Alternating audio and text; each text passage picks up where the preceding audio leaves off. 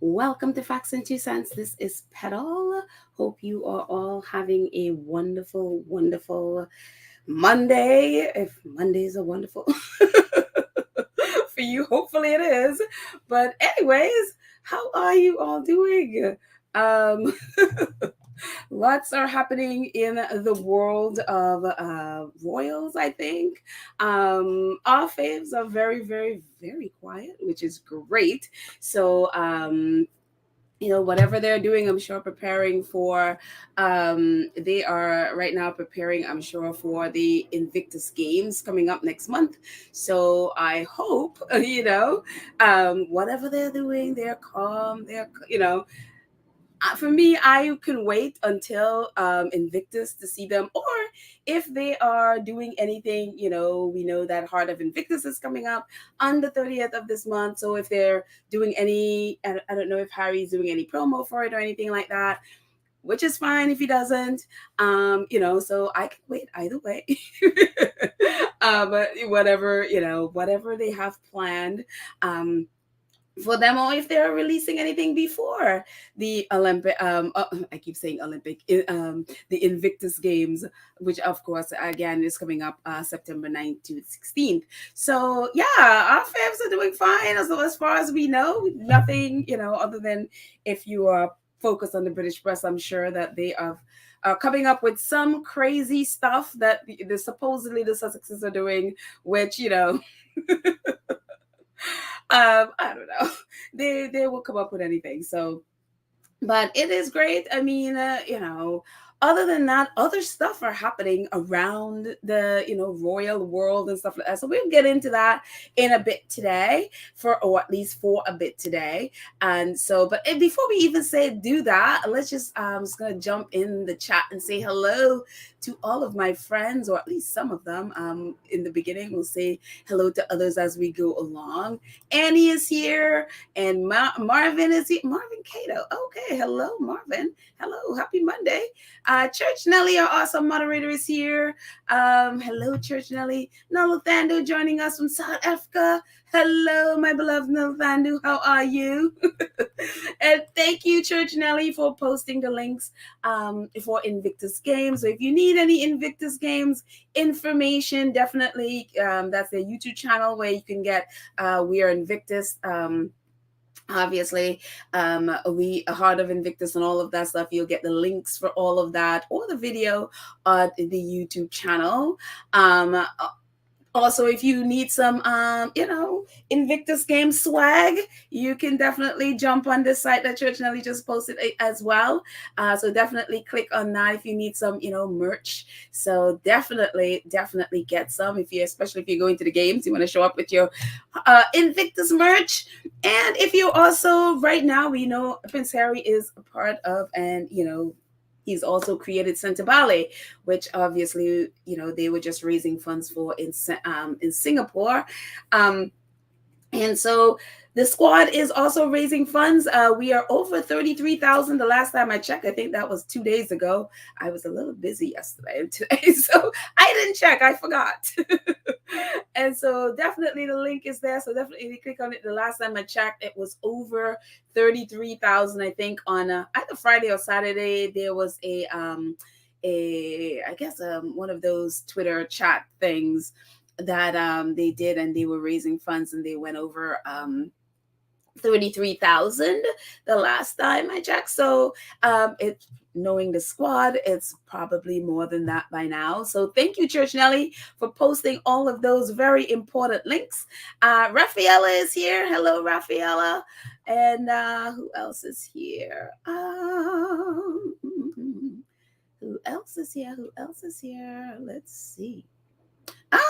Ann Fu is here. Hi, Ann Fu. How are you? Mama Jane is here. And Joyce is here. Hello, Joyce. And Karen Emma, awesome moderator, is here. Hello, Karen. Lola Love is here. Hi, guys. Lola Love. Oh, there we go, Lola Love. And let's see who else is. Lorna Williams is here. Hello, Lorna.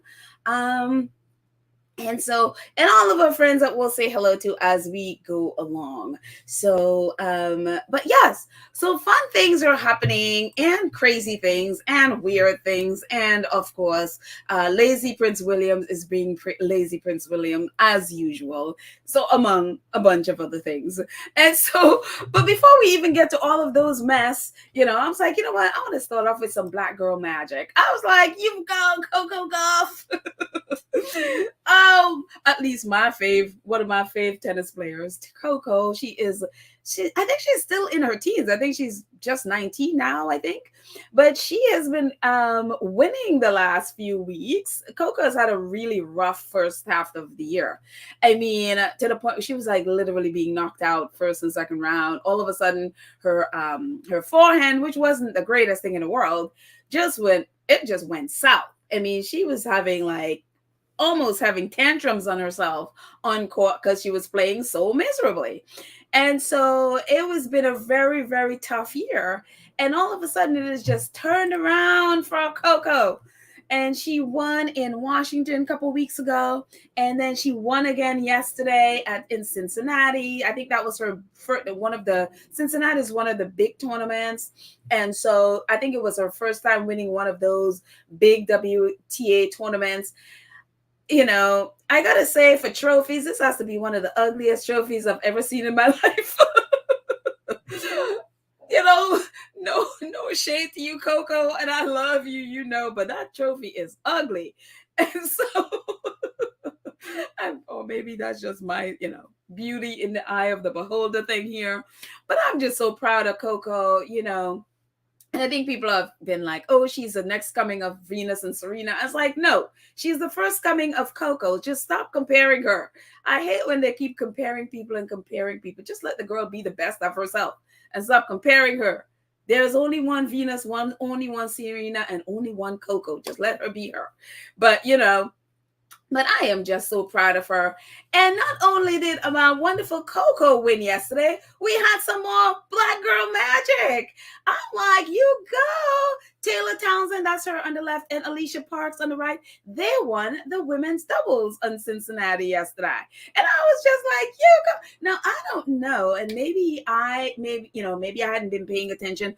Other than like a Williams sister, either Venus or Serena, winning the singles and them teaming up together to win the doubles, which has happened in quite a few tennis tournaments, has there ever been three separate people winning, the women's singles and then black girls teaming up to win the doubles in one tournament? I don't know. Maybe they've been, and I just hadn't paid attention. But I was just feeling so proud. And so that's Alicia Parks on the right there and Taylor Townsend, two really, really great players for the U.S. Tennis, U.S. Tennis Association. Taylor Townsend, who is on the left, which by the way, when she was younger, they treated abhorrently, because especially John McEnroe's brother, who was leading the tennis WTA, I guess at the time, or the USTA, actually, I think he was leading, where they would refuse to fund her to go to tournaments because they claimed she was too fat. And this girl is an incredible tennis player. And it's really sad that she isn't higher ranked. And so more people don't know her. This girl has a killer net game if you follow tennis.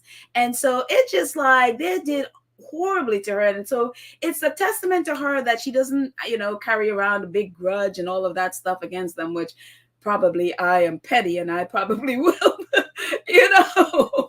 but great. I am so proud of these girls yesterday. I was like, you go black girl magic all day yesterday. So I was having a great day watching this.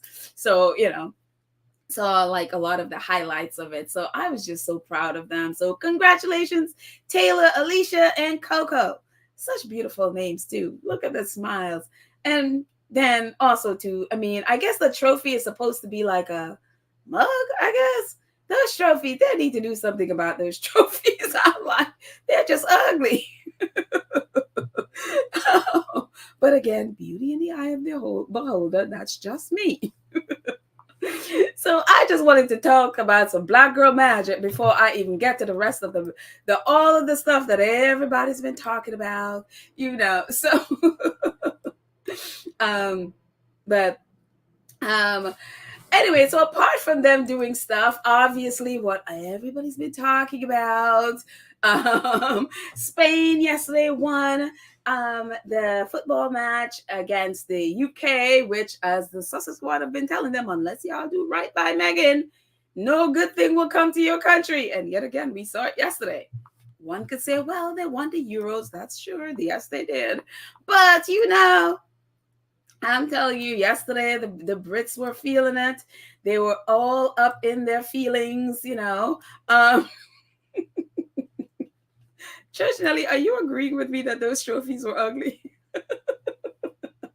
They are. I just like I can't see the the creative intent on that trophy. Like I can't see the the vision and the creative vision. I just can't see it. So therefore, in my eyes, it's ugly. My biased opinion. Ah, thank yes, there he. And I think I saw Lydia. Where is there? Did I just not see Lydia congratulating them too? Lydia, I think you're thinking one. Yes.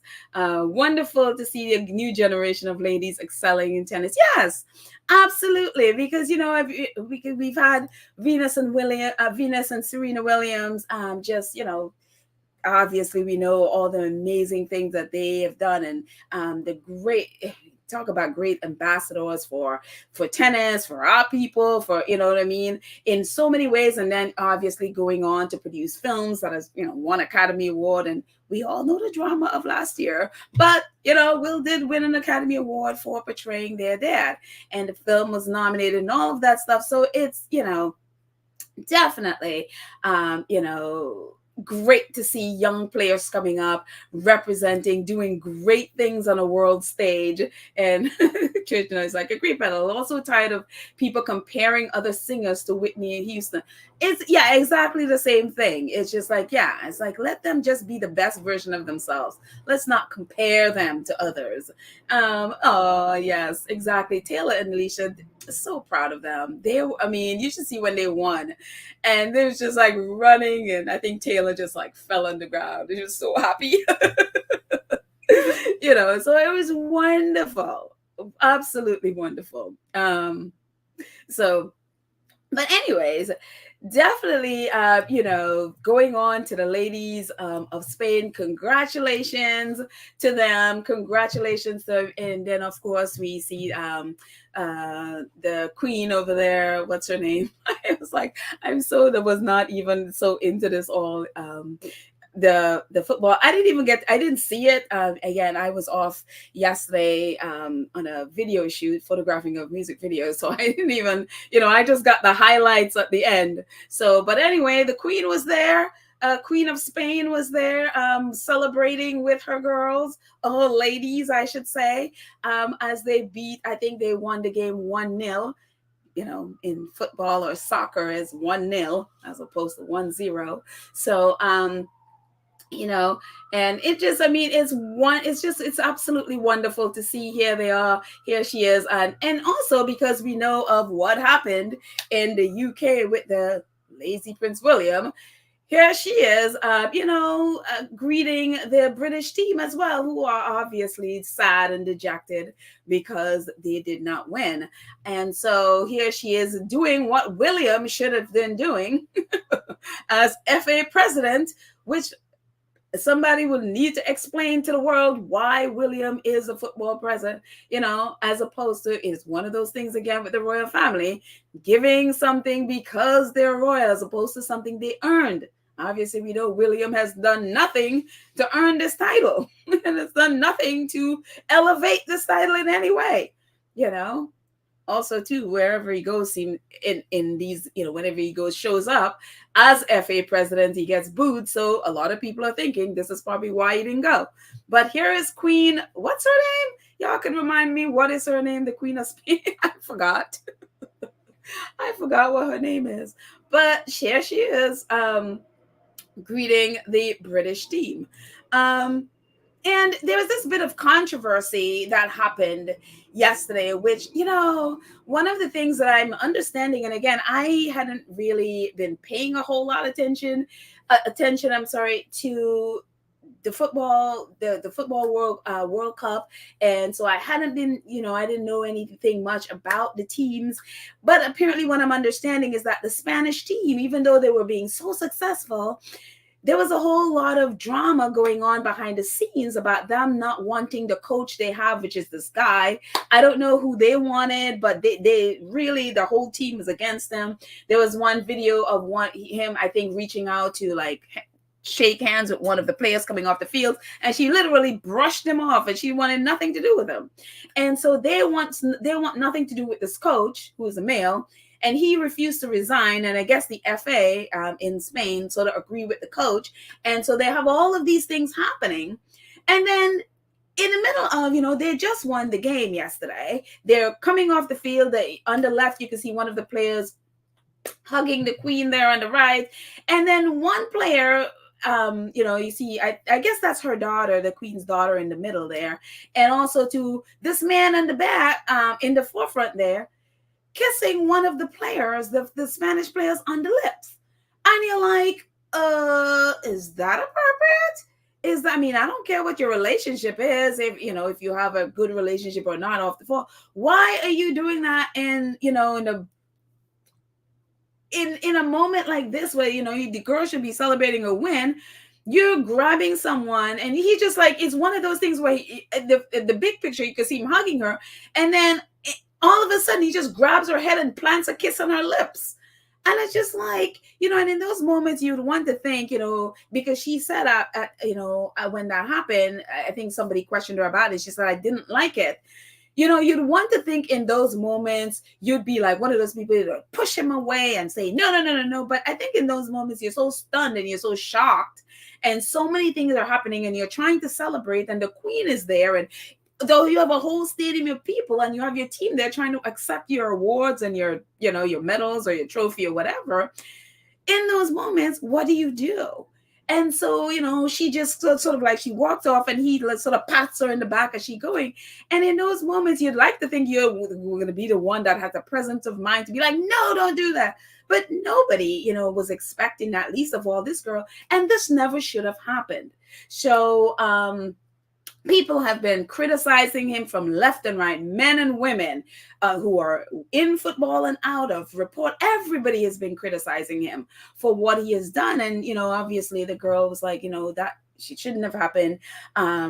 She did not like what happened. And, it's one of those things where the poor girl is trying to celebrate and leave it to a man to, I don't want to be downing guys, because not all men like that, because a lot of people, men included, have been going against him for that. And again, especially what has been apparently happening, I don't know all the ins and outs of, especially what's been happening with the team behind the scenes. You would think, and he is like the FA president of these girls who allowed this coach that they don't want to stay there, and this is what he does to her.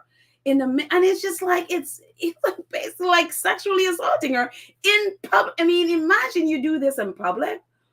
What do you do in private? What these women really have to face in private.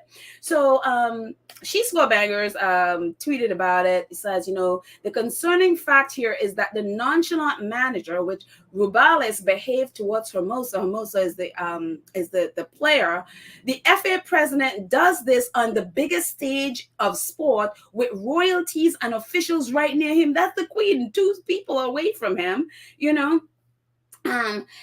with officials near him, surrounded by cameras. Very disturbing and frankly concerning. Yeah, which is my thing too. If you are so free to be grabbing someone and kissing them on the lips without their permission like this in public, with all, that's the queen right there. The public, you're in view of the world. If you're so nonchalant about doing so, what do you do to these women in private?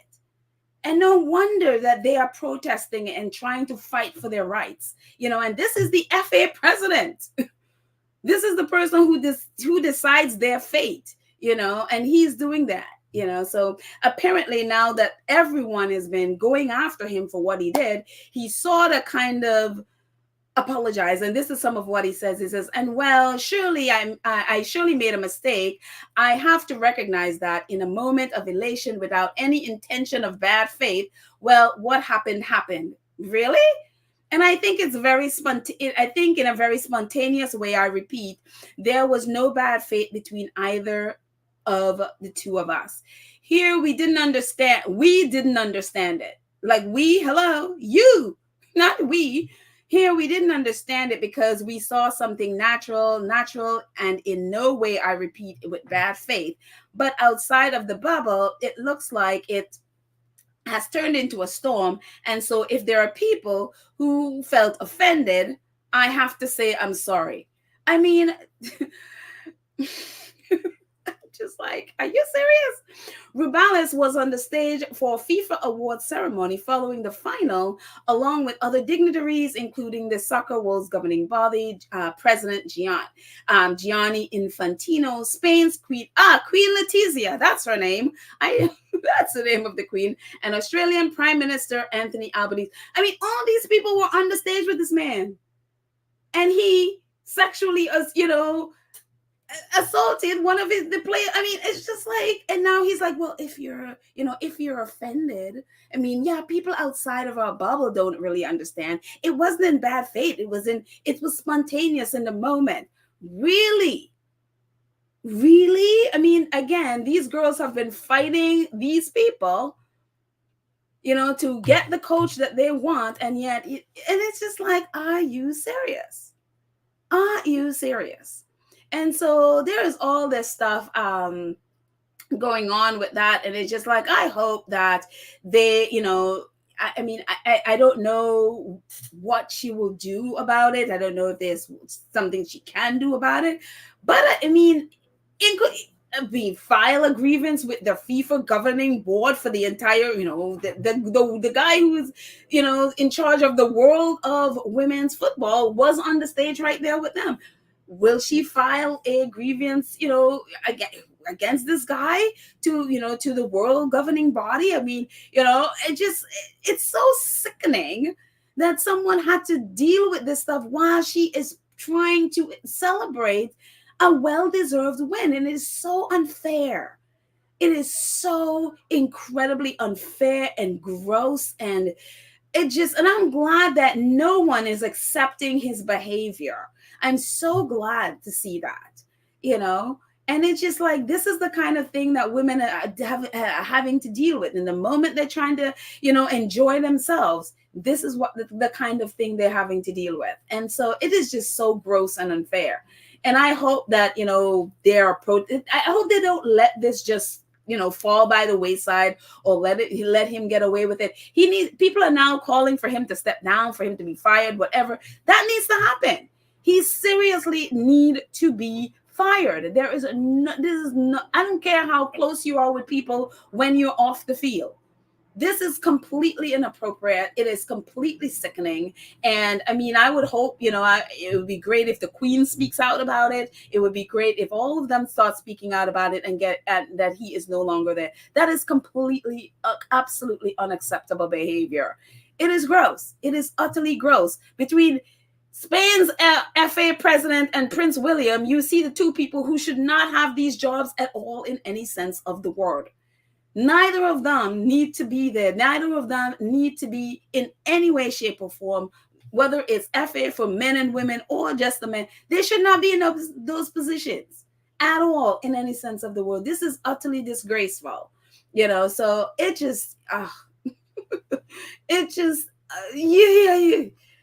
Anyways, actually, there are a couple of people are saying stuff about it. I'll just jump in here. Sonia says, the kiss on the lips is not a big deal.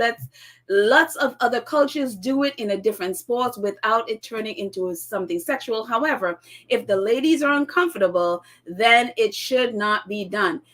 A lot of people kiss on the cheeks or whatever else. This is a big deal. This is a big deal. And so, Sonia, I have to disagree with you on this one. Soundly, this is a big deal. It's one thing you're doing, but look at his hands. Look at where his hands is. It's like grabs her head. If you look at the video, grabs her head, pull. I mean, this is not something that you do when it's a fine hug. Give people a big hug, whatever. Especially the situation where there is this big fight between the women, and also these are the people. This FA president is one of the people that are responsible for them having a coach right now that they don't want and who refuse to quit. And so they are forced to have a coach they don't want for whatever reason. And this is the man, this is what he does. I mean, I'm sorry, this is a big deal. This is a big deal. Your hand and your lip should not be on somebody's bodies without permission. So, and she also said she didn't like it, so yeah. Black Queen says, when Adrian Brody grabbed Halle Bailey, tipped her over and shoved his nasty tongue in her throat live in the Oscars, yet everyone laughed like it was a joke, and Halle had to suck it up. Yeah, and this is the thing. I remember that. I didn't realize about the controversy about it until much later. It's like, in those moments, what do you do? What do you do? And you don't want to be the one who having an attitude. And again, especially in Halle Berry's case as a Black woman, you almost feel like you have to go along with that. Oh, it's a joke thing. This is like patriarchy on a grand scale, where women, we don't have the right to say, or we don't, or at least some men feel like they have the right to just grab you, stick their lips on you, or stick their tongue down your throat. I mean, it's unacceptable. It is grossly unacceptable. And I hope we get to a place where in those moments, we pull a Will Smith, and then there you go.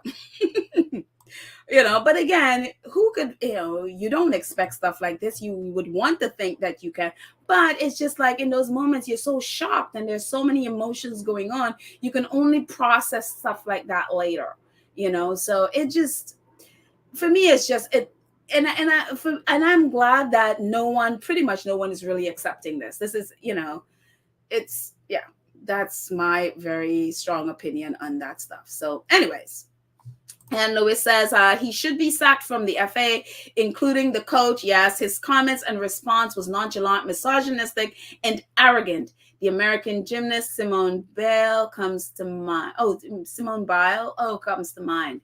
Yeah, it's just like, yeah, it's the response is, well, oh, well, and it's just like, no, you should literally apologize. That was not an apology. That was one of those, well, just in case somebody is offended, then I'm sorry.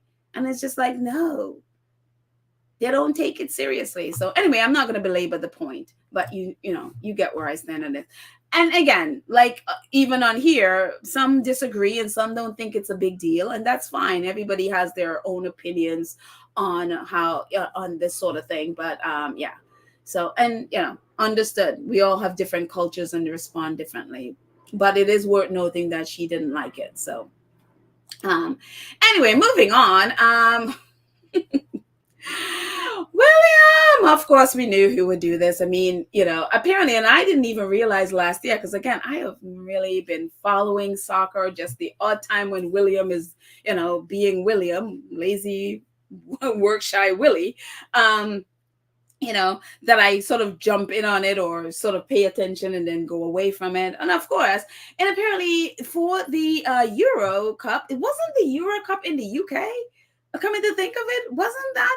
And apparently he didn't go to that either. And I thought, I guess I could be wrong. I should have looked it up and I didn't even think about it. I'm just literally thinking about it now. But wasn't he, didn't he just not go? And I think the Euro was in the UK. So, but apparently this is on the left is what the video that he did with Charlotte for the Euros. He didn't go. And then of course on the right is another video that he did with Charlotte because he didn't go to the World Cup. And it's one of those things where, again, if you have any doubt, and if it is as I'm thinking and correct, that he didn't go to the Euro, which was right there, then there was no way he was going to take time out of his precious time, apparently, even though he's the FA president, to go to Australia. And the thing about it that is, it's subtle. It is so subtle with stuff like this as to how men view women. And we've talked about this so many times about how the royal family treats women, how they allow women to be abused. They basically give their women over to the media. We've seen it with Princess Diana. We've seen it with Meghan. Also happened with Kate. Also with Camilla. They give their women over to be abused. And whatever you think of Kate and Camilla, I understand. But there was a lot of abuse from the press there as well. Yes, calling people out and calling out their behavior is one thing. But there were literal abuse there as well. And the royal family, the men in the royal family have a pattern of how they view women. It is very clear they do not respect women. They are not valuable to them in any sense of the word. And going back forever, this is how they're viewed women. I mean, there are videos of, I remember seeing this video of the Queen. She was in like a party situation, and I guess they were, I don't know if they were reporters or if these people were, MPs or whatever. But even the Queen, how they as a society, and they would say, oh, no, we respect the Queen, we respect the Queen, we respect the Queen. But the way, if you saw that video of them talking over her, like with literally not respecting her at all, meanwhile, in front of people, they would claim their respect. They don't, the monarchy as such, they do not respect women at all in any sense of the word. And this is what you're seeing. If William respected women and he respected, their views, and he supported women, the one thing he would be doing is teaching his boys how to respect women and support women. The one thing you don't see in this video is the two kids, their two boys with this. Why is Charlotte the only one in this video with him? Where are his two sons supporting women, supporting Charlotte, supporting the women that are playing? You never see them in this video. This is him using his daughter, hiding behind his daughter, 8-year-old, 7-year-old, whatever she is now, daughter, so he doesn't get criticism. This is him selling his daughter to the press, basically, is what he's doing. Because the moment that video came out and the press got to chew on a 7-year-old child, their language changed as to how, at least a lot of their language changed because before, the whole day and a half before, they were going at him like, I have never seen them go after William before. And the moment he sold his daughter to them, the language changed. All of a sudden, oh, it's sweet. Oh, sweet video from William and with Charlotte.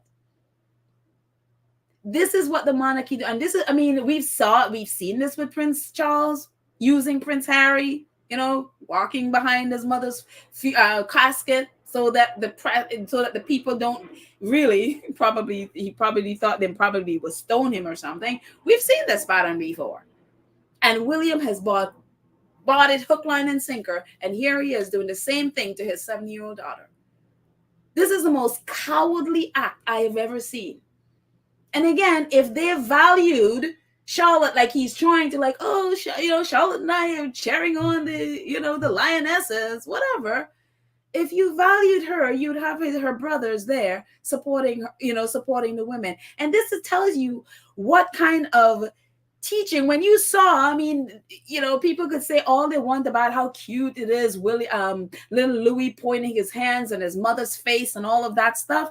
That tells you big time what is being passed down to the boys about how they treat women and how much respect they have for women. Don't expect any at all. Because if you were teaching your boys to support women, they would be in those videos with you. And this is the thing that it's like I am so happy that Prince Harry took his children out of this community. Because that is exactly what is being passed down here. Using your daughter to hide behind, well, then where is her protection? Where is her support when you are using her as your protection? And so to get good press, it is just so sickening. And of course, some in the press are still not buying some of William's, and they're sort of like throwing it in his face that, Queen Letizia is there and there's no royals cheering. again, what's the benefit of the royals again? What is Prince William's one job with football? Be there, cheer on, and support the team. That's what his one job is for football, right? And that's the one job he refuses to do. I'm on vacation. And someone posted this. I don't know where it's from. I just saw, I have to go back and look, but this is apparently what it says. And if this is true, and I'm going to put a good grain of salt, if this is true, it is disgraceful. It says Prince William, the Prince of Wales, voted against Australia, New Zealand World Cup bid. So the World Cup bid for this games that just ended yesterday in Australia, apparently Prince William voted against it. It says the Prince of Wales will not be at the finals. Is especially surprising, and has been criticized by fans of the Lionesses, given that he is not just a big soccer fan, but has been the president of England's Football Association since May 2006. Intriguingly enough, in his role as head of the FA, he has a vote on which nation hosts the World Cups and voted against Australia, New Zealand's bid for the 2023 World Cup, Women's World Cup, despite being both countries' future heir. No wonder he doesn't want to go to Australia, because if you voted against Australia and New Zealand getting the games, yeah, I would see why you wouldn't want to go. Other than the fact that some people said that he might be booed, which very likely he probably would have been booed. But again, the thing, which I mentioned last time in the, apart from all of that in this whole thing, is William isn't just the prince in England. He's also the Prince of Australia. They are King Charles is the head of state there. So he's also the Prince of Australia, and also Australian team. They played for third place. They lost, but this is an opportunity. He could have been there to support the Australian team, and he didn't show. And so when Australia starts, seriously deciding we want to kick you all out, I don't blame them in any sense of the word. I'll be right there cheering for them. And I hope it starts soon. Unbelievable. And this is more about it, and I don't want to belabor the point of all of this, but it's very interesting, that this is actually one of the a goalkeeper for one of the past games, that she was talking about how disappointed she was that William wasn't there. And one of the key things that people have been pointing out is, it says Queen Letizia of Spain and her 16-year-old daughter intend to be present. And hang on one second, I'm just going to move my banner. If you're here and you haven't subscribed, go ahead and subscribe. And just going to move that little brand thing right there so I can read it properly. There we go. And like and share the video if you're able. Please go ahead and do that. So it said that they would be present to express their country's commitment to national football, though King Philippe is understood to be busy in other duties. The former England goalkeeper, Pauline Cobb, so she was, on their past, I guess, World Cup bids, expressed her disappointment at the absence of the Royals, the Prime Minister, or even England's men's team manager, Gareth Southgate, saying it was a shame. It will not have any, I will not have any bad words against the Royals. However, this should have been penciled in William's diary from day one, after we won the Euros and qualified for the World Cup. Cope, who has 60 England caps and played in the 1995 World Cup, told Radio Times, let's be honest, if it was the men's World Cup, they would all be there. And that's the big thing. If it was the men, again, misogyny running rampant. And this is one case. If it was the men, they'd all be there. And then none of them decided. I mean, the culture secretary was there, to be fair. She was there, but in terms of prominence on the world stage, if it was the men, they'll all be there. And because it's women, and I don't think they expected the women to get that far, even though they won the Euros. I don't think they expected it. And again, horrible planning as usual. from the royals. So let's get away from them for a second, but I'm not going to stay long on this because I don't want to give it too much thing. But there is this thing, we talked, a few weeks ago about these derangers that are planning to go and with protest sign in places in Montecito, and the squad went out really after them. And here pops up this guy who he did like this YouTube channel with Thomas Markle for a while until I guess they fell out. He has decided to now plan this tour, like they do these Hollywood tour where they tour Hollywood homes and mansions and stuff. Decided to do this tour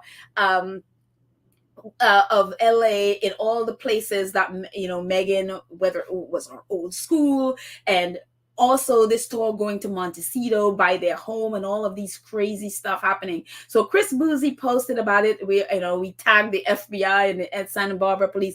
This stuff is so incredibly dangerous. This is so incredibly dangerous. This is harassment. This is bullying. It is harassment. It is stalking. And so it is absolutely despicable that they are allowed to do this. So, we've also tagged Trippening, which is the site that they're, doing it. And it's just like, it is really sickening. So I'm hoping the Sussexes really, one, take out a restraining order against anyone in their family and their family friends who are part of this mess, and really go after them. Because again, this kind of stuff, it started online, but it's a clear sign of how when things are online, it gets into real life, and it's scary. And there are crazy people out there that will do crazy stuff like that. So I hope the Sussexes really go after them, and really, it's time to take out a restraining order on these people. I don't know if Meghan will, but I am like, look, I know this is your family, but girl, you got to protect yourself and your family. All right. So anyway, moving on. I don't want to spend any time on that, but in Santa Barbara, in California, really. And hopefully y'all pray for our squaddies out there in California, because they are feeling it. There is the storm that's happening. I think Storm Hillary or whatever it's called is happening out there right now. And so there's a lot of flooding going on. Santa Barbara, they were also expecting rain, but then, as this guy aptly put it, they were waiting for a storm and got an earthquake instead. So they had a 5.1 earthquake yesterday I think it was in Ojai, California. I think it was close to Santa Barbara. And so they felt it in Santa Barbara as well. And on top of that, in Santa Barbara, there is a fire going on outside. There is a wildfire going on. So California is getting hit in all ways at the second. So between the flood and the storm, flooding, fire, and earthquake, they are just getting it. So please pray for our faves and everybody out there. Many squaddies live out there. So please pray for their safety and everybody, doing whatever they need to do to protect themselves, with the floods. And then there is this. I'm like, I know it doesn't rain in Southern California very often, as the song goes. It doesn't rain in Southern California, whatever that song is. But I think even though, and especially now, parents, please, please, please teach your kids. And I know it doesn't rain often in California, in Southern California especially. But y'all got to teach your kids about flooding and rainwater, that it's not just water coming down from the sky that they're playing in. Please teach your kids about the dangers of flood water. This is a video that some kids yesterday, being kids, how little kids love to jump in puddles, whatever. It seems like these teenagers have not grown out of that stage and don't understand the dangers of flood water, that it's not just a little puddle. And they don't understand the dangers of flood water. And these are some kids, for social media content, decide to film themselves in flood water. Look at them all up in the water. These are some of them. I'm going to move myself so you understand. These are some kids with their faces in the flood water. Folks, this is something you do not do with flood water. You got to protect your kids. And you guys got in California, please, y'all gotta educate your kids about this nonsense, about this crazy. These kids could die from being in this flood water. And just in case y'all don't understand what is in flood water, it's not just rain falling down and it just floods your street. This is what it could be in flood water. So I had to bring it up because I'm like, oh my gosh, these are some black kids out here with their faces in flood water. And this is from a website, one of the government website about flood water. So we know the danger. So we got to teach our kids. Flood water contains many things that may harm health. We don't know exactly what's in flood water at any given moment. Flood water can contain down power lines, human and livestock waste. That's right. Caca could be in the water. It go, septic tanks could explode. All of that stuff could be in the water. Household, medical, industrial waste, which is chemical, biological, and radiological. Coal ash waste can contain carcinogenic compounds such as arsenic, chromium, mercury. Other contaminants can lead to illness. Physical objects such as lumber, vehicles, debris, wild and stray animals like rodents and snakes are in flood water. That's why when people are going to rescue people and they're in flood water, you see them in rubber, whether it's rubber boots, rubber those rain things that they have, so the water don't touch their bodies. Exposure to contaminated flood water can cause wound infections, skin rash, gastrointestinal illnesses, tetanus, leptospirosis. I don't even know what that is. And all kinds of manner of stuff is in flood water.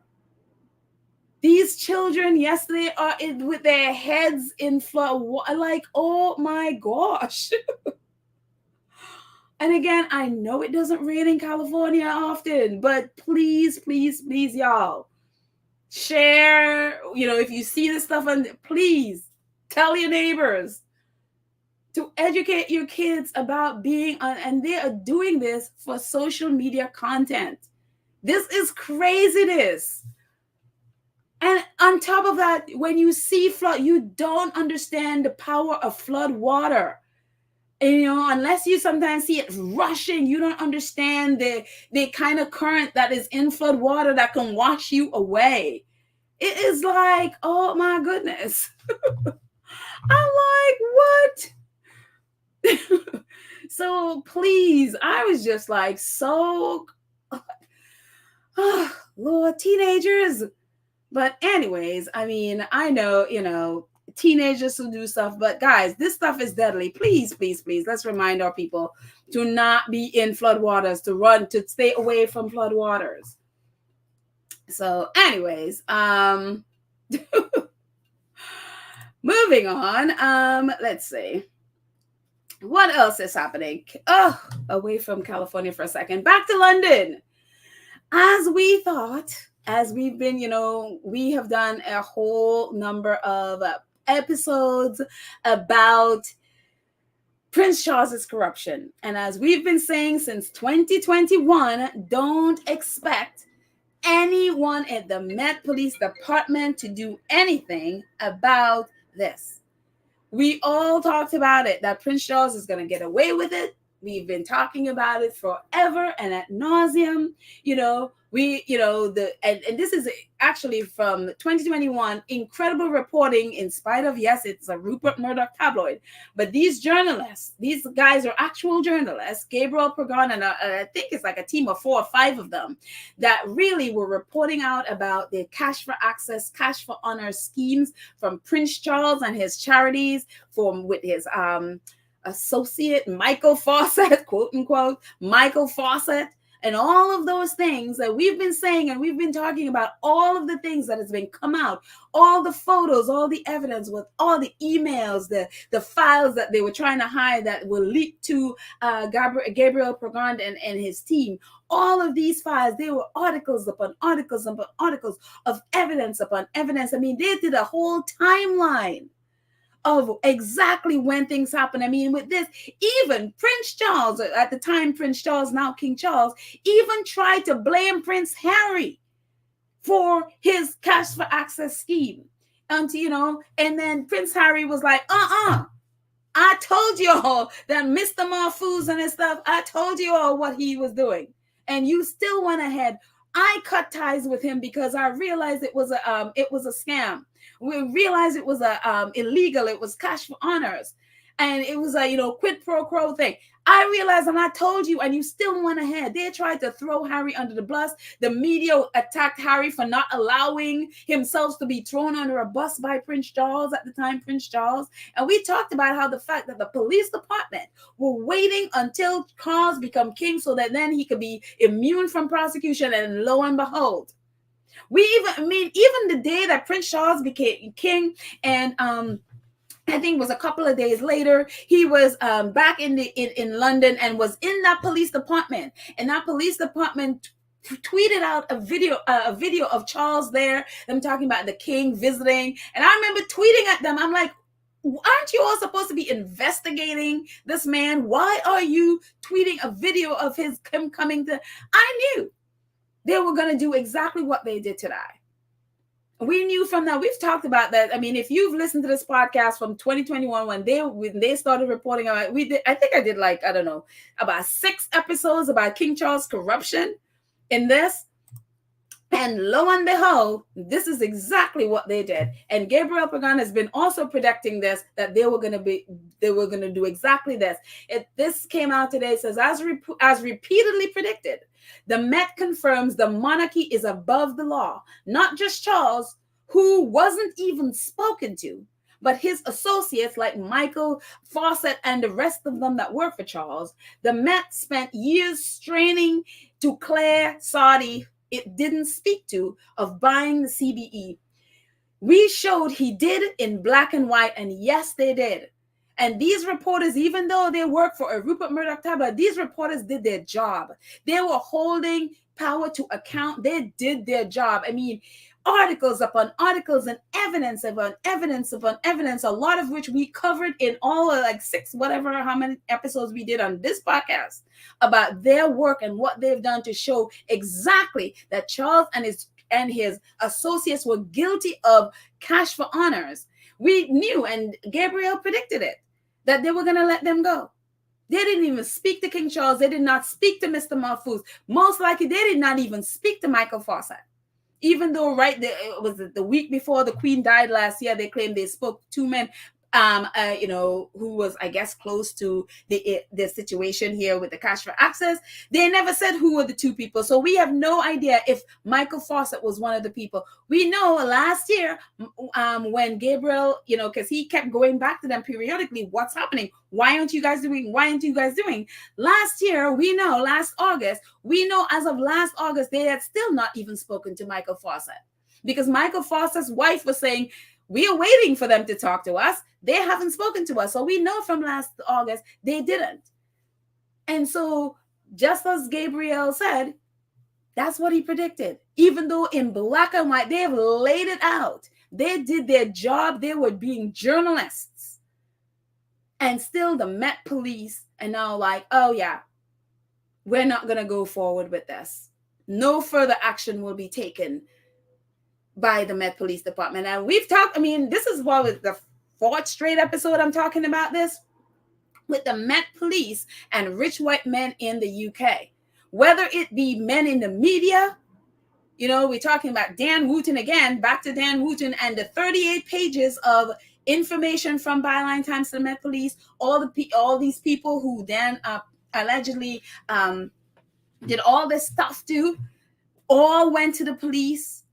We have the Philip Schofield stuff. We have Prince Andrew stuff. We have Hugh Edwards stuff. All of these people, the Met Police have literally done nothing about. And here we are again with them. They waited until Charles is now king, and now they're not going forward with all the evidence that they have. They're not moving forward with it. And it's like, this was what Gabriel tweeted. early on this year, when they have been really going at the Met Police as to why they are not doing anything about it. And this is what he was tweeting back in February. He says, despite voluminous evidence, which is published, much of which published in the Sunday Times, the Met took half a year to launch a formal inquiry about the complaints, about after a complaint was made. As with Partygate, it did not provide any comment of or transparency whatsoever as to why it initially refused to investigate. We are in 2023. It's been 18 months and 2 calendar years, but the Met has failed to speak to the two men at the heart of the affair. The Saudi who received the CBE, the king who gave him the secret Buckingham Palace ceremony, and the private Met and privately met him in 3 countries. Here is a picture above him where literally Prince Charles is handing Mr. Mahfouz, he's, at this moment shaking Camilla's hand, but here he has the CBE, thing in his hand in that secret ceremony at Buckingham Palace. And we've talked about that, a whole episode talking about that, and Gabriel continues, to says, our correspondent, Elizabeth, met with Jedediah, where she found Mahfouz's representative without any difficulty. Why has the Met failed to speak to him? It will not say. It's not like there's not photographic evidence of all of this stuff. And here's Gabriel's like, our people met and with Mahfouz's representative without any difficulty. Why has the Met Police not spoken to them?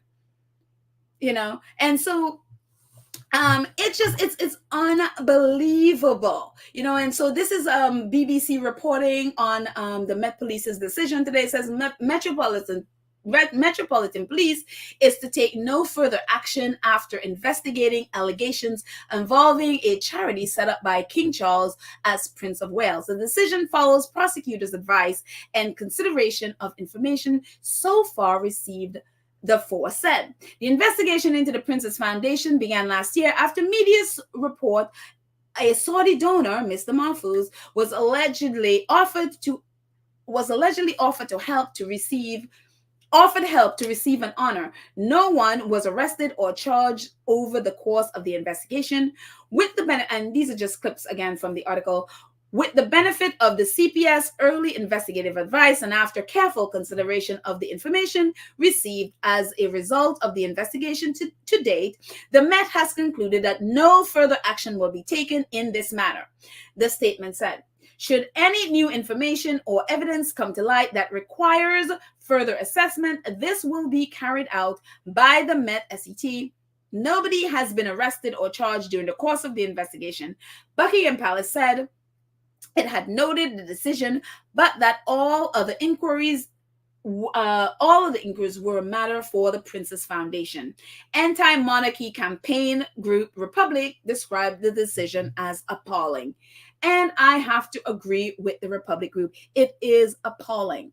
The Met Police do not need any more information than the information that they have. They have an overabundance of information. They have more information than they need to investigate this and charge these 2 men with that crime. Yes, I understand now the king is above, he's above the law. He's immune as a monarch. He's immune to to being prosecuted. I understand that, which is ridiculous in and of itself. But the fact that they are, they didn't even, or may have not even questioned Michael Fawcett. And this is don't be surprised when Michael Fawcett is back in the Prince Charles's, is back in the fold in the monarchy, because I'm sure this is what they're going for, getting Michael Fawcett back for the 3rd time, because this is the one Prince Charles basically can't live without, apparently. And so it is so despicable. And so, and talk about gaslighting. If more information come to light, to be presented to them, then they will look into it. They have more information than they need. They have more information than they need to charge these 2 men if they were not the king and the king's best friend. They have more information than they need. In any other situation, these two men would be in jail for what they have done.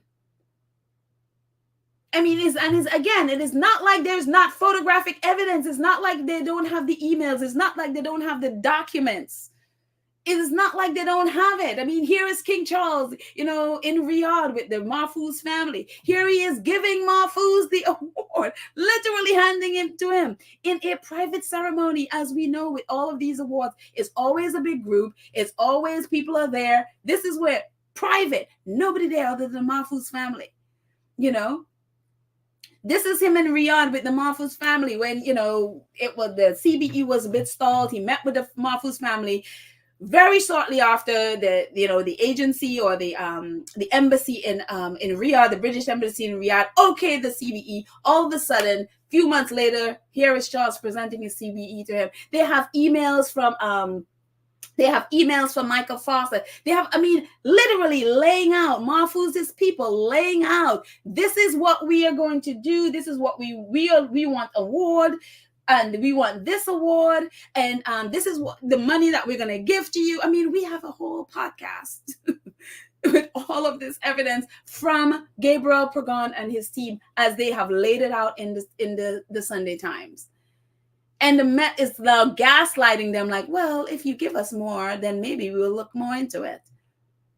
It is so utterly despicable and corrupt. I mean, it is just like, again, this is what we thought at the time. This is why we kept saying, don't expect them to charge Prince Charles at the time, Prince Charles. Don't expect it, because the Met Police will do exactly what the Met Police always do. They will cave when it comes to the royal family. We saw them do it with Prince Andrew, with this whole thing with Prince Andrew and Virginia and all of that stuff. The Met refused to even reopen it.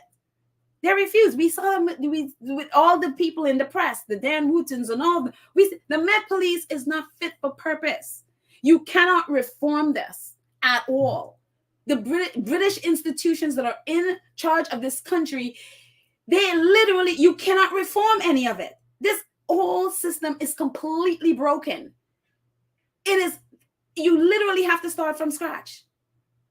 This is despicable. This is so utterly despicable. When you think in terms of the Sussexes, they're never going to get justice in this country, ever. Ever, ever, ever get justice in this country. Not as it is. This is, it's unbelievable. So I guess they figure, since we can't have Harry, we can't throw Harry under the bus, and Harry refused to allow himself to be thrown under a bus by Charles. So then we have to let him off. We have to, and then the obviously when this was all happening, the charity through which that was doing all the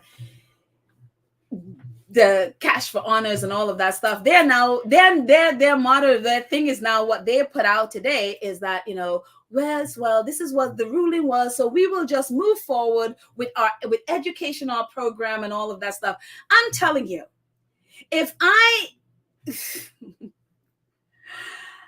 this is where I really, really hope the Black people, which is a lot of Prince Charles's charity targets, will start paying attention to what this man has been doing and not putting their children in these situations. This is where they need to stand up for integrity and really preach the fact, or just literally stay away from this man and his charities, because this is the kind of things that they do. And honestly, in a lot of things, we've seen it with whether it's a cash in a bag, cash in a suitcase, you cannot convince me that there's not a lot of money laundering and all of that stuff going on in these charities. This is where I need British people, especially Black people, to stop allowing their kids to be part of these programs, because this is the thing they hide behind. Well, we're doing all these educational things. We're teaching people construction. We're teaching people, how to do all of these things. So therefore, it's okay for me to break the law. It's okay for me to launder money. It's okay for me to be, taking money from the Bin Laden's family. It's okay for me to take cash in a bag and cash in a suitcase and all of those things, because you see, I do these charity work. And I could get people like Idris Elba to come and speak up for me because I gave him $1,500 when he was a kid so he can go to acting school. So I can always get him to come and speak up for me. I can have the Lionel Richies of the world come and speak up for me because I do this. Never mind that I do this other shady stuff in the back. This is why I need Black people in the UK to stand up and say, you know what, you have no integrity, and I will not put my child, or I will not allow my child to be part of your organization or part of your charity or whatever it is you're using to hide behind. This is disgraceful. It is despicable. It is, I mean, I can't even. I mean, although we know this, we've known this from 2021 that this is exactly what was going to happen. But it's so jarring when you literally see what you know is going to happen. You know that it's right in front of your face. It's just so jarring when you see it. It's unbelievable. So anyway, moving on from that mess. And yes, thank you. Blacklight said, I hope Caribbean countries tell this family to stay away. They are criminals hiding behind charity. I really, really hope so. Because again, this is the thing they're always hiding behind. Charity. Notice when he went to, and he guest edited The Voice, which we all went off on them about. Charities, look at all the good things I'm doing. Look at all the good things, so they can hide this behavior behind, because they know they've already given, their awards and their quote unquote honors to all the leaders of the Met Police Department. So what are they going to do? They're not going to turn against them, so they can get away with all this stuff. So again, don't be surprised when Michael Fawcett comes bounding right back into the palace, because that's where we're heading. That is exactly where we're heading. So, and unbelievable. Absolutely unbelievable. Again, I am just so happy that Harry took his family out of that place and refused to be a scapegoat for these people. This is unreal. I'm totally speaking to a stone wall. Yes, all right. Well, you're speaking to a stone wall. These people will not do anything to Charles. It is a mindset over. I'm telling you, I might as well be talking to a tree. You're so right. You're so right. Nothing is going to happen. They're not going to do anything.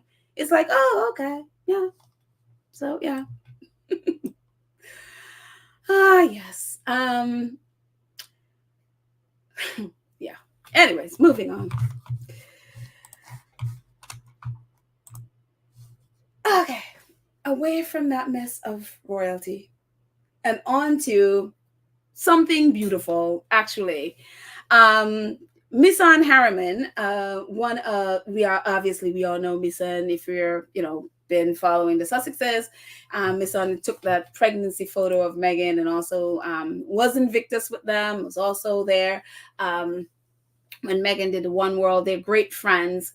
And so Misan is now a filmmaker, which I think I mentioned this in the last episode, that he had a film that went to Holly Shorts, which is one of the short film festivals in LA. It's in Hollywood.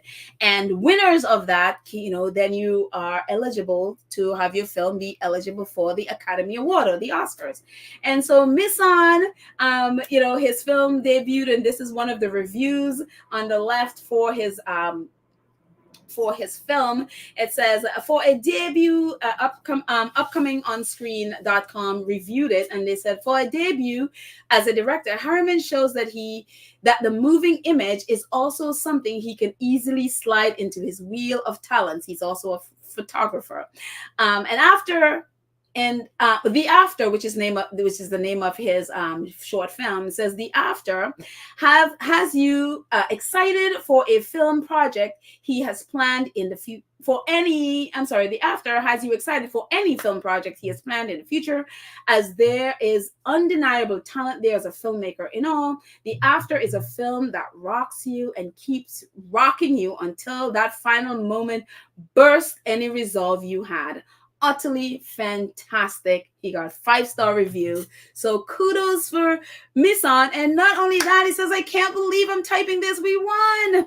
They won. And in doing so, we have qualified for the Oscars. This festival had 6,000 submissions, 400 entries, and just a few Oscar qualified spots. Surreal. So I want to thank the whole team behind this film. We all poured our heart and souls into this.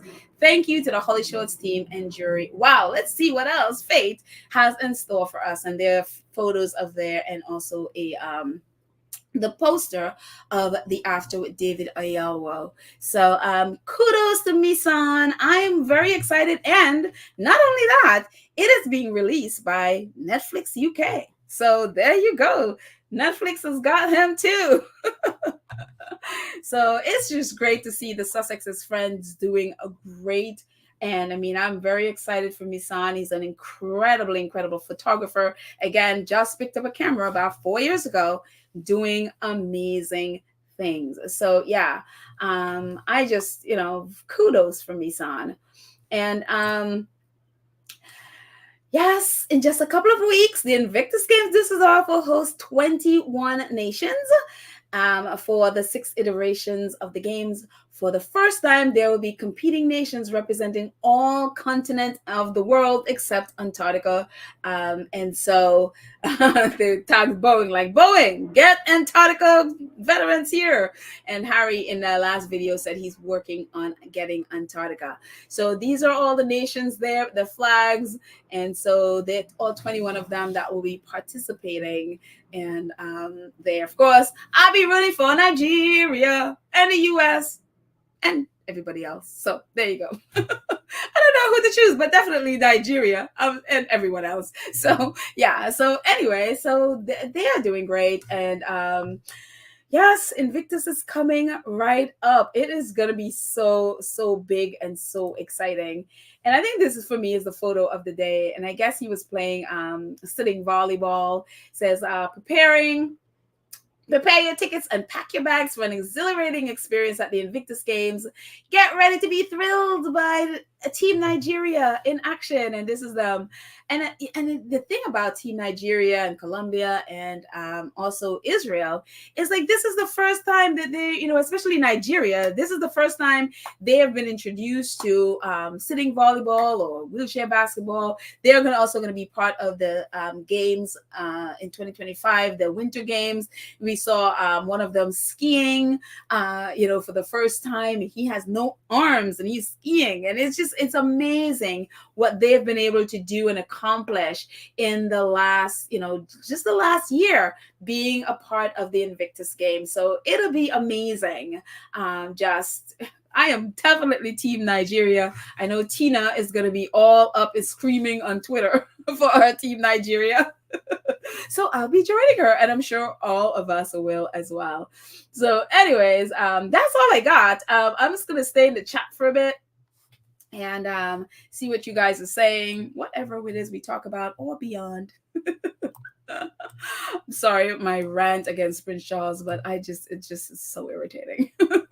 But I'm just going to scroll up and see what you guys are all saying.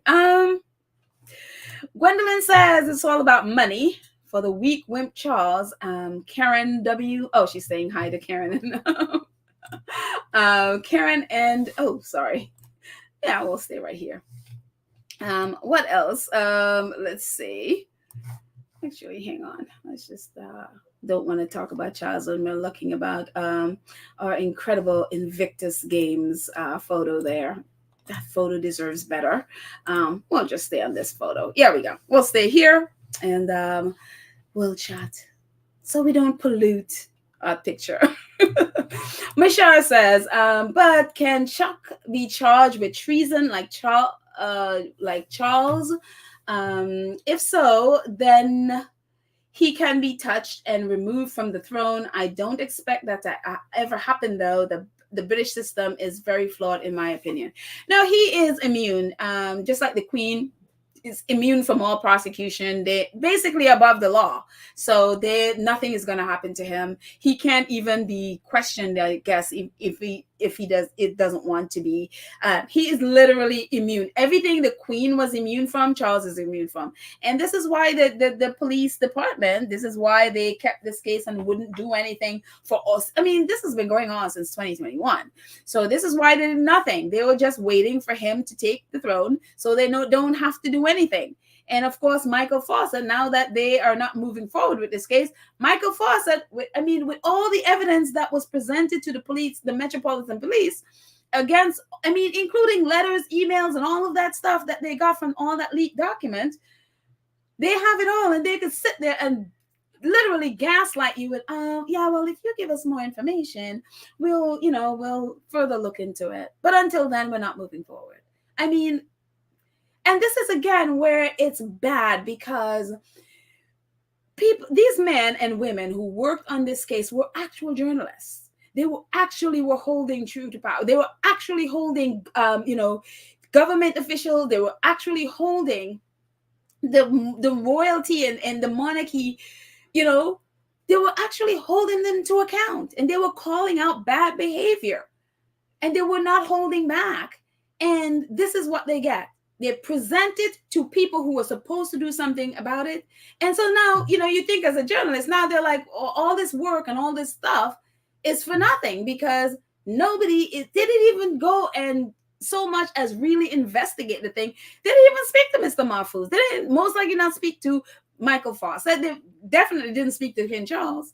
And all of a sudden it's like, yeah, we know we're not moving forward. And there's nothing you can do about it. And it's just, it gives that feeling of, well, what's the point? What's the point of holding these people to account? What's the point? When the people who have the power to do something, to charge them, because, you basically let Charles and his team off the hook, then the next person, well, what's to stop them from doing it? So it's really, as Black Lives said, this system is rotten to the core. I honestly pray to God to destroy this wicked system. Yeah, the monarchy has to go. But then again, the people has to want it too. Most people, I think, are apathetic. They don't care one way or another, and they don't care that they're breaking the law. So yeah. Terry says, agree with you, Pell. The broken system, totally controlled by the royal family. Yeah, it's completely controlled by them. They will never stand up to them. They give out these honors, and then they expect you to bow, and which is what people have been doing. So yeah. Let's see.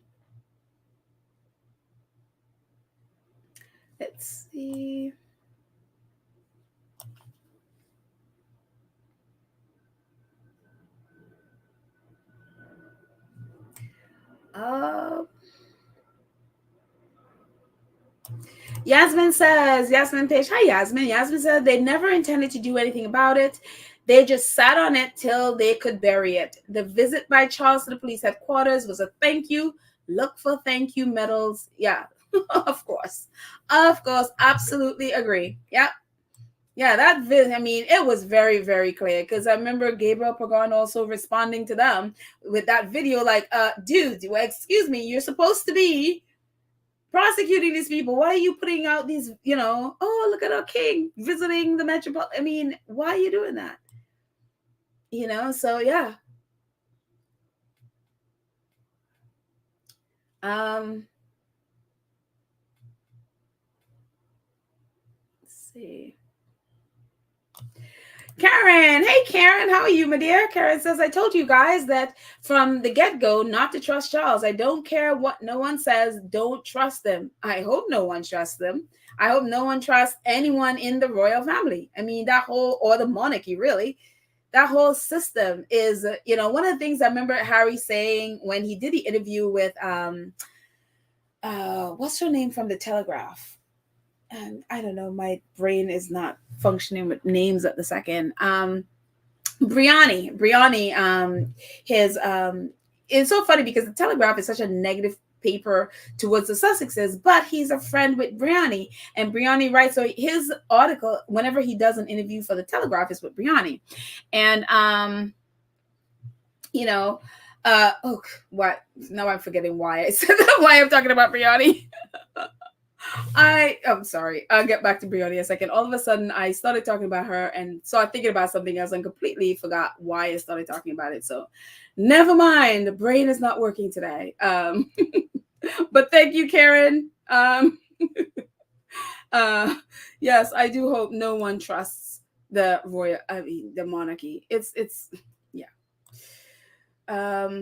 Yes, now I remember what I was gonna say. One of the things that Harry talked about when he in the interview with Brioni, he said if people paid a tenth of the attention to what is going on in the monarchy, that they paid to him and Meghan, it would be a very different thing. Because people always want to just focus on Harry and Meghan. Anything they assume they did wrong, even when they did nothing wrong, and they do that so they don't put a spotlight on the royal family. And he's saying it's like if people pay attention and go at them the way they're going at us, it would be a very different thing.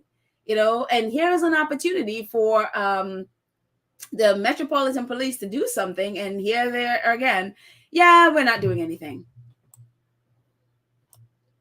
Unbelievable. Michelle says, I'm glad Meghan is out of that system, and thank God that Archie and Lilibet will not grow up in that system. Thank the Lord. God Almighty. There you go. Michelle is thanking the Lord Almighty for his blessings for these children. Amen. Amen and amen.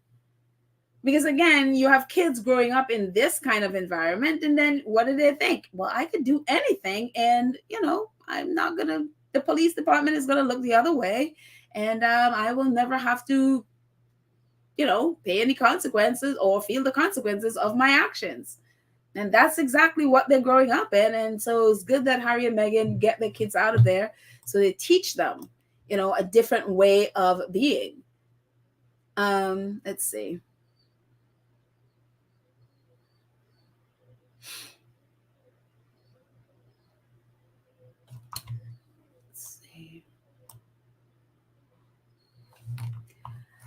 Anne Lewis, she's talking to Little Mac. There might not be crown jewels, but I'm sorry, might not be crown jewels. They could be secretly sold off and allegedly hands like Murdoch, etc. Would the public know the difference? Okay, so I'm not really sure what you're talking about. If that is the museum I'm not sure if you're talking about the museum that got burglarized apparently recently, which to my thing, if you heard about that, it's like, well, they learned from the best. Y'all stole that stuff anyway.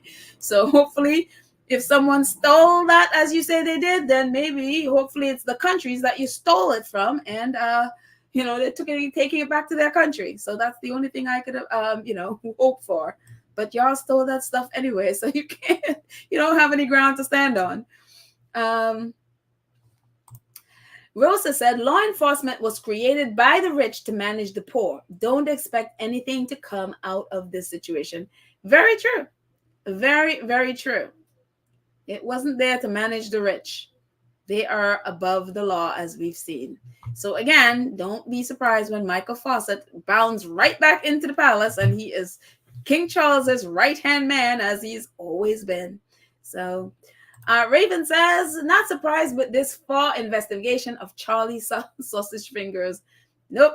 If you've been either following here or even following along as Gabriel Pagan and his team at the Sunday Times has been reporting out in 2021, no one should be surprised. It's still galling to see men and women refuse to do their job. This is what it is. It's a refusal by the Met Police Department and their investigators to do their job. That is what this is. It's the same thing. We saw Prince William not do his job, yesterday. We seeing the Met Police, whenever they decided on this, and those investigators deciding not to do their job. This is what they're doing. But yeah, these same people could be handcuffing, innocent people coming off a bus for bus fare, handcuffing them in front of their children. Yeah, they could do that, but they cannot, they can't arrest or even properly investigate big crimes like this. But no, let's go after a mother coming off of a bus with, even though she already paid her fare. We can do that. We can do that in front of her child and traumatize a child, but we cannot investigate the king and his people for this fraudulent behavior. No, we can't do that at all. So unbelievable. Let's see.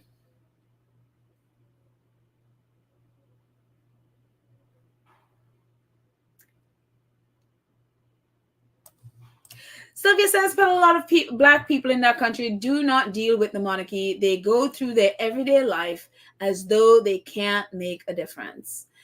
And that's the thing with this, because a lot of Brits don't deal with the monarchy. They're very apathetic. They don't care. They don't know much about them. A lot of people, it's so funny. I saw a video of these guys who literally thought that King Charles was the Queen's husband. That's how much they know or don't know about their own, king and queen or their own monarchy. They don't care. The problem with not caring and being apathetic to what the royal family is doing is that the royal family, a lot of the laws that are in place right now, the royal family are all up in that. They have the king's consent. Now, it was the queen consent and whatever. Something, for example, like the race laws, which we've talked about for, ad nauseum. That was held up until the queen got she got the permission to not follow it.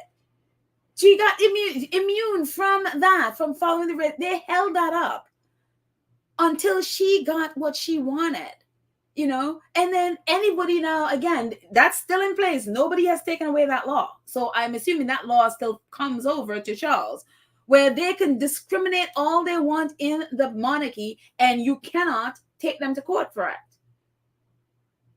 You can't take them to court. And it's just like, that's still in place. So stuff like this, there's so many things that are in place. Like, for example, whether the environmental laws, if you're in Scotland, whatever, where they get immunity from environmental laws, which they held up until they got immunity from it.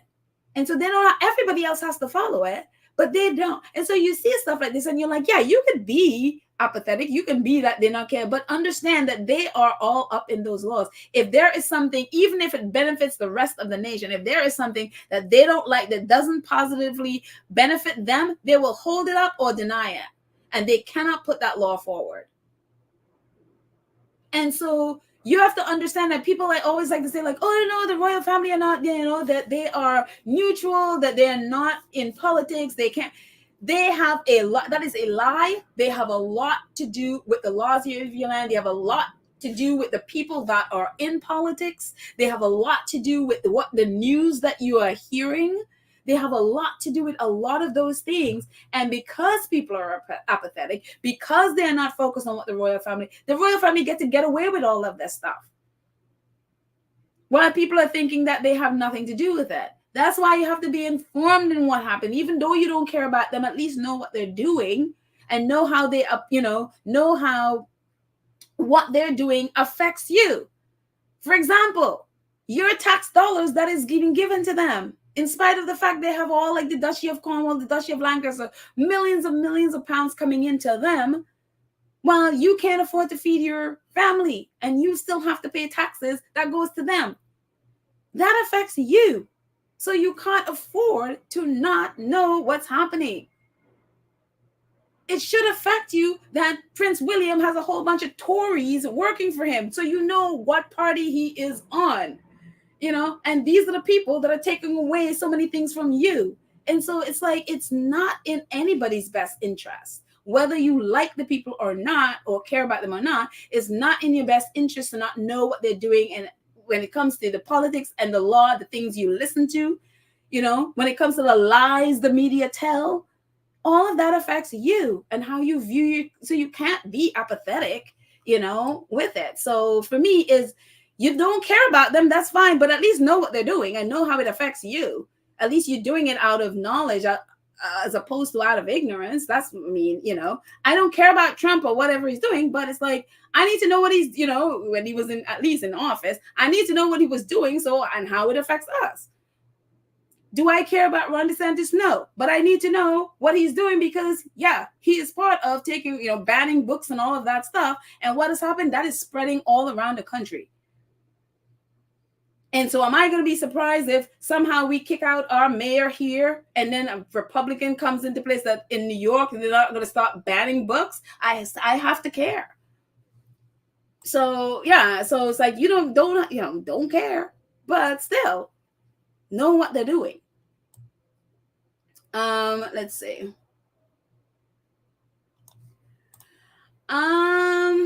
Let's see. Oh, Karen says, I'm glad you're saying this now, and maybe people would believe and listen that it is coming from you, because when I said and sound alarm, it was about the man and his charity. People didn't like it.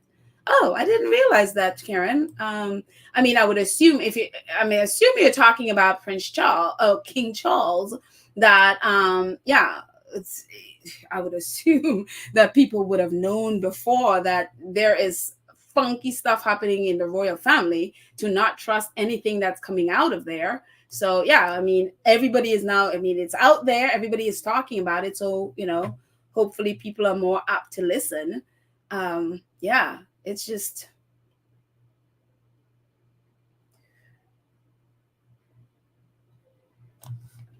Sylvia says, Petal, I met a lady who said that she was going to visit her daughter in London. I asked her what her daughter thought about Meg being how Meg was treated.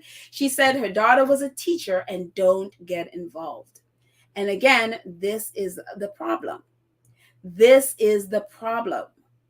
When you see stuff like this, when you think about how Meghan was treated, and a woman saying her daughter does not get involved in turn, it's like, I mean, I would hope it's just the mother saying that and the daughter is different. Again, as a woman, you may not even like Meghan, or or care about the royal family.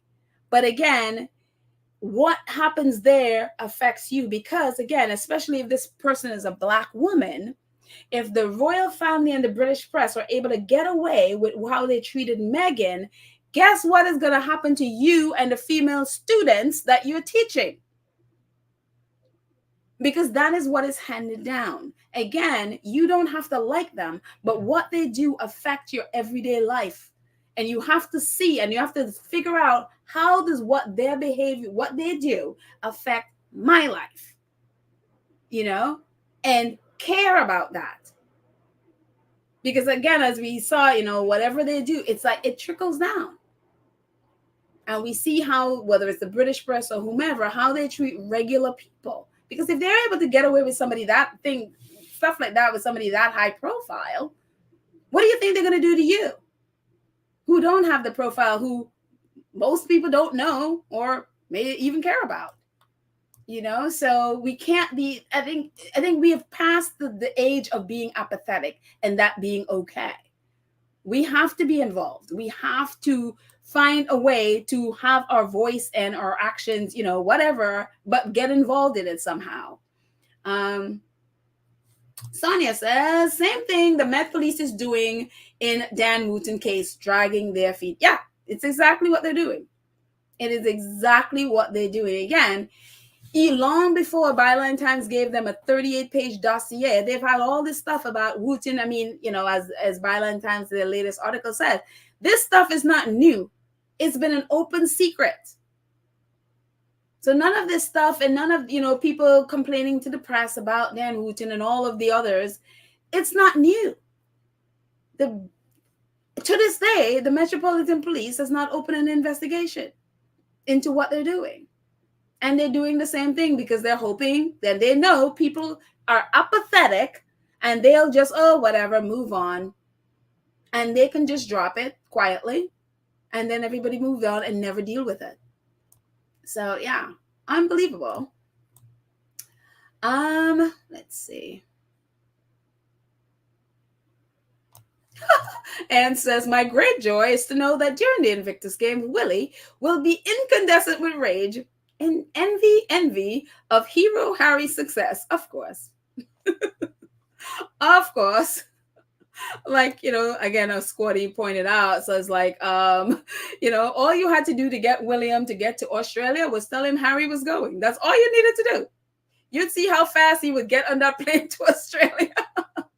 That's all you needed to do. So, and I totally agree. Oh, William and his one-sided war with his brother. Um, let's see. um, and Louis says the system is controlled by the media and sanctioned by the royal family. Yep, yep, yep. I mean, even the government is controlled by the media to some extent. I mean, they all play into the game. They all play into it. So yeah. Um,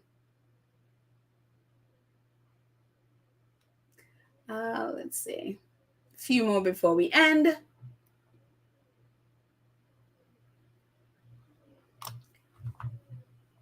I am just scrolling now.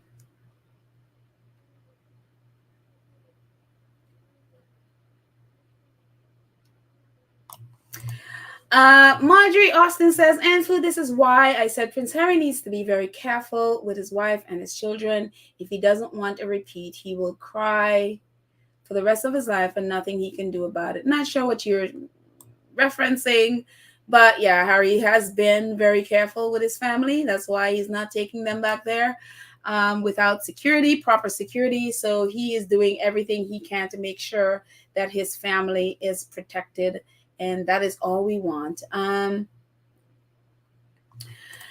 Miss September 15 says, can you imagine if Harry and Meghan were in there half the time? Wow, God has a plan. I'm telling you, with all the bad stuff the Sussex has gone through, with everything, I don't think, for me, I'm like, you know what? It was there for them to get out of that place, because I don't know how you survive that. I don't know how you survive if they were still there. So, yeah. I'm like, look, sometimes even with the hard times, you see the positives that comes out of it. And the positive is that they are out. They are, they have their independence and they don't have to be a part of that mess if they don't want to be. So, yeah. Let's see.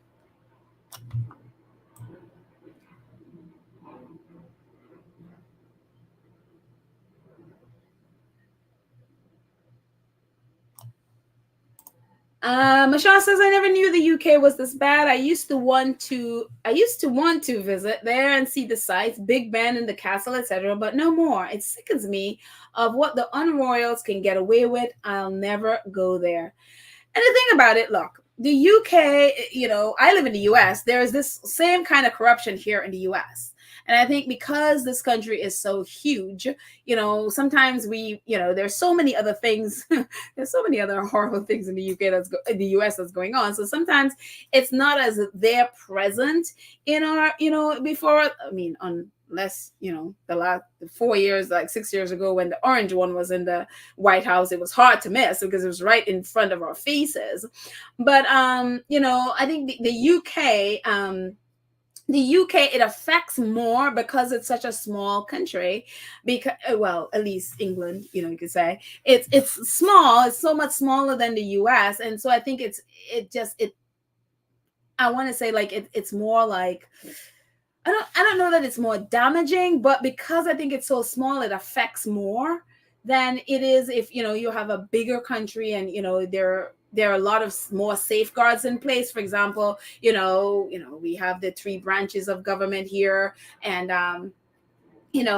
but in the UK, it's kind of like everybody is on. You have all of these people who are Tories, and the majority of the people who are, say, governing the country, like the government, the press, the royals, they're all in one despicable boat. And then the people who are trying to do the right thing are such they are such minority that it's overwhelming. So it's such an imbalance of right wing in the UK, especially again, you think in terms of the royals, the press, and the government is. So right now it's like all right wing, and then you have this little group of people over here fighting, to do the right thing and to get it all. It's in the US, even though you have a huge MAGA population, it's more balanced because it's kind of like you literally have a liberal voice, so you have more of a balance.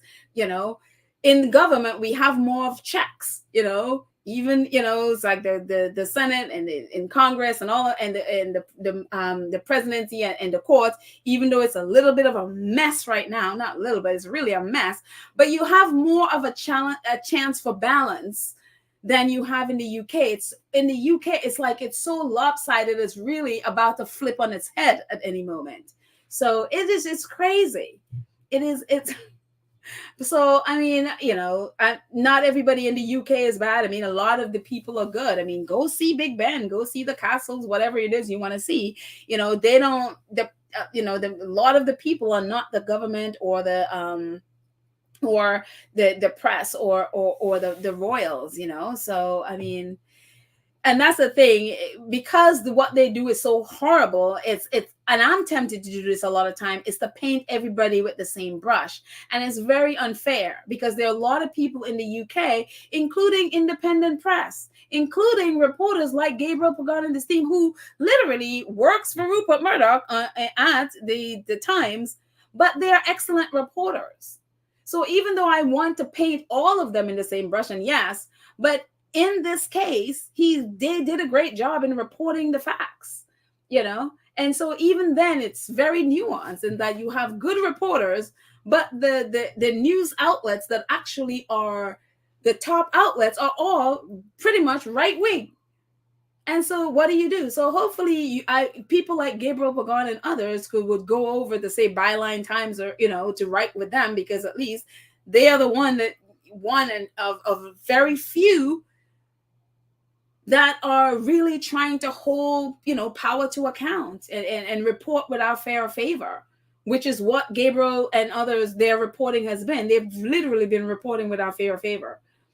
And so it'll be good to see them go to some place like a Byline Times. But Byline Times is a very small, independent, very, many people in the even though they're in the UK, many people don't even know that they're who they are. They don't know them because they're very tiny, And so all the ones that are, big and popular and people know about, they're all right wing and all basically tabloid, glorified tabloids. So it's just a really, at least in the US, you have legitimate press that you can go to, So it's very, it really is bad. But, again, you don't want to paint everyone in the UK with the same brush as those, even though, I mean, I am also tempted to do it. So, yeah. Kanita says, we're waiting to see if Dan Wooten is above the law. Also, would you be surprised if he is? He's rich, he's white, and he works for the press. Yeah. I mean, look at the coverage that Dan Wooten has not been getting from the UK press. That'll tell you the power. That is to tell you the power that he has and the people that he has behind him, or probably blackmailing, if that's the case. Why it's still not an investigation going on into his action by the Metropolitan Police. So yeah, would it be surprising if he is above the law? No, not at all.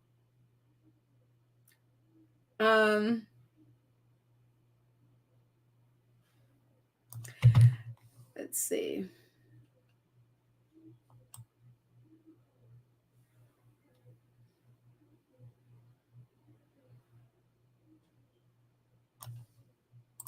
Helen said, Michelle, don't let some people off the hook coming to the UK. They are bad apples the world over. They are bad apples the world over. Yeah, I mean, there are definitely every country you can find this mess in. So the UK is just one. So yeah. Let's see.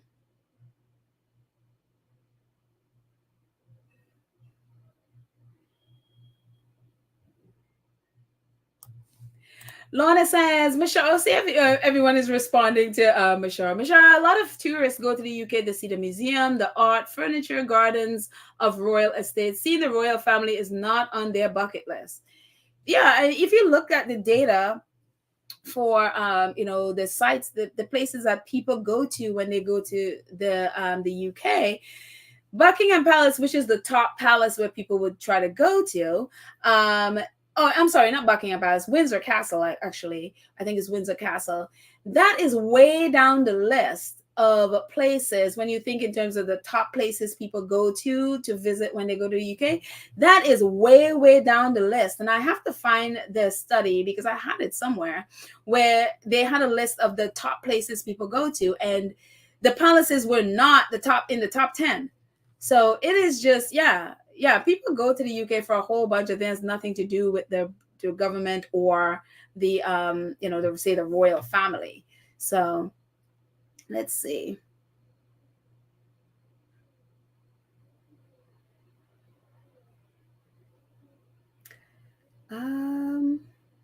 Couple more before we end.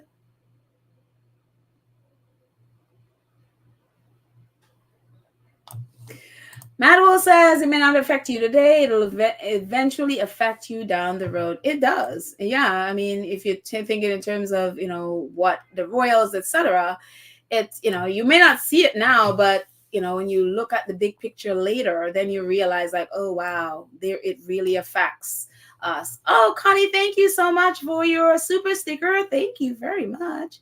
I appreciate. Thank you. Thank you. Thank you. Always supporting. Thanks, Connie. Let's see. Oh, Kawaii Pushing Love. Oh, there you are. Says, Michelle, we visited London last month, and it's a beautiful city. You should visit. There you go. There you go, Michelle. I have some encouragement to go visit London.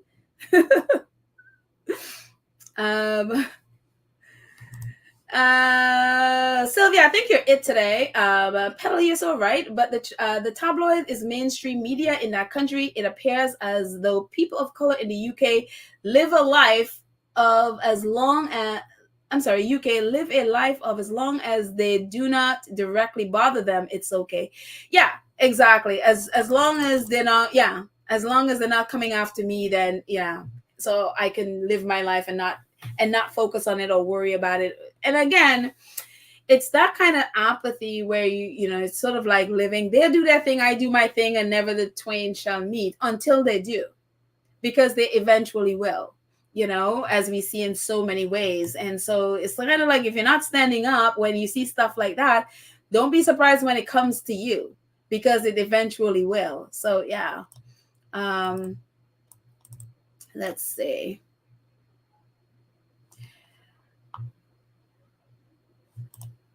Anne says, this is very, very true. That man, Dan Woo Woo, is still on the airways. It only shows his behavior is accepted in the public face. The longer it lingers, the more acceptable and normalized. This is absolutely true. We saw it with Andrew. We see it with Dan Wooten. The BBC has a person that they were investigating recently, as over the weekend, I think it was, or Friday, whatever, who apparently distributed some sexual material with some guest that was coming on a show that was X-rated material or something like that.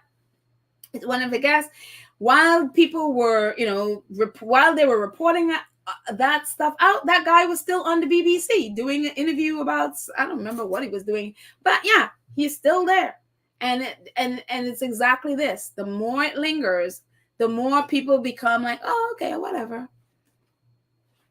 Prince Andrew is a perfect example of that. Let's see.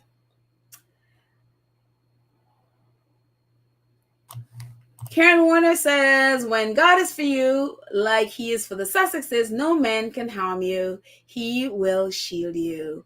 I think we're going to end there. Thank you, Karen, for helping us to end on a positive. Thank you all so much for hanging out with me. I appreciate it so much. Again, hope you all have a fantastic week. I'll definitely be on here, hopefully a few more times this week. Lord willing, keeps us all alive and gives us strength. Thank you all so much. If you are here and you have not subscribed, go ahead and subscribe. Click the notification bell so that you know when we drop a video. Please like and share, help us to grow the channel. And if you're able, join the 2 Cents Crew. Thank you guys so much for supporting the channel. Thank you so much to our awesome moderators, Lydia Churchnelly, Karen M. Cookies and Cream, Black Queen. Thank you all as well. Thank you for keeping our space safe and protected. I appreciate. Thank you all to all of you who support the channel monthly, our 2 Cents Crew, who just, thank you all. Really, I cannot thank you enough. And for those of you who support in the chat with the super chat, super stickers, donations, the PayPal, Cash App, or right here on the platform, thank you all so much. Have a fantastic day, guys, and I will see you all tomorrow. Bye, everyone. See ya.